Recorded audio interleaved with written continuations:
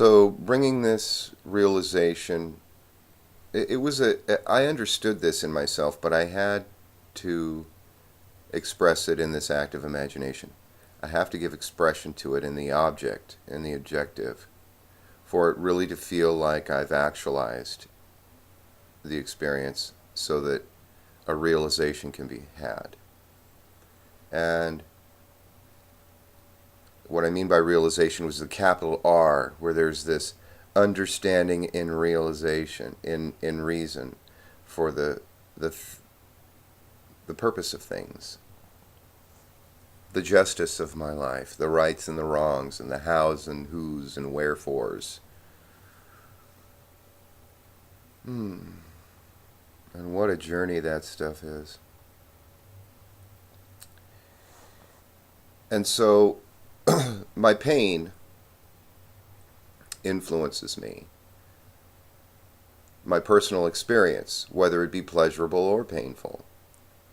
And having this depth experience and realization within myself with my own feelings of pleasure and pain, really recognizing it, stepping back and saying, this is what is influencing my stance and posture with life, and not denying it, not throwing it off, not sublimating it and trying to transform it into something else, not thinking we know what's higher or lower, but just taking it as it is and letting it be, I think is a genuine authenticity that occurs within us.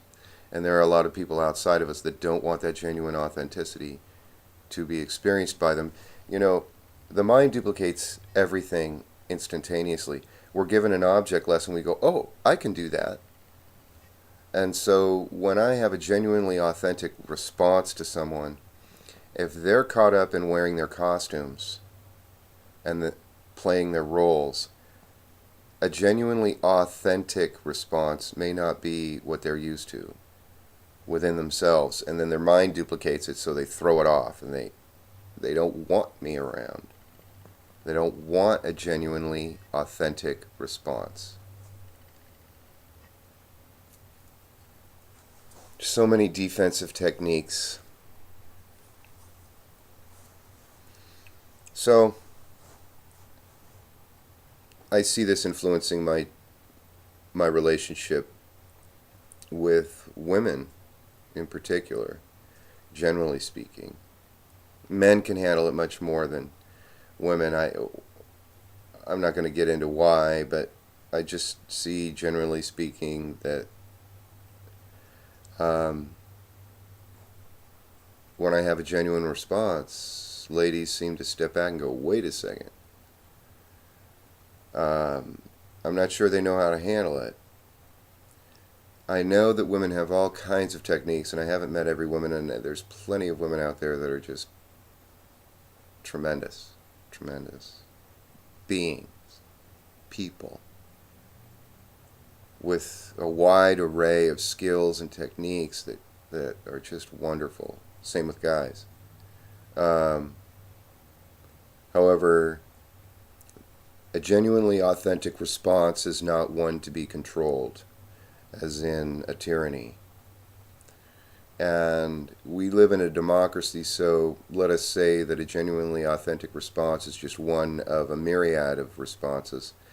And so it's just one aspect of an innumerable amount of aspects within ourselves. So I tend towards a democracy and a unity. But there's a hierarchy. There's some kind of innate understanding within me that the values that inform all the aspects of myself stem from a genuine authenticity in the moment. An experience in the moment brings the value to the moment, and it makes the moment something more than just an instant in time, but a capital E event, something equivalent to destiny. And I see a lot of people throwing off their destiny so that they can perform a perfect role, and that they attract themselves to roles of power property and prestige so that they can control it. And I see this as a forfeiture. Now, there's plenty of aspects that I sacrifice, but that is a holy, divine experience. Sacrifice is very different from forfeiture.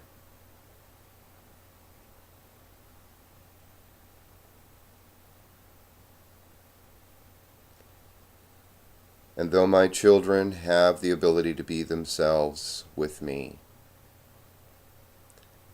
some of the genuinely authentic responses I get from them shows me a pattern of control. This is why often I just turn away and let them lead and live their lives. I don't want to get into a power struggle. I don't need to get it caught up in superiors and inferiors, rights and wrongs. All those things are informed by a genuinely authentic experience, which requires depth relatedness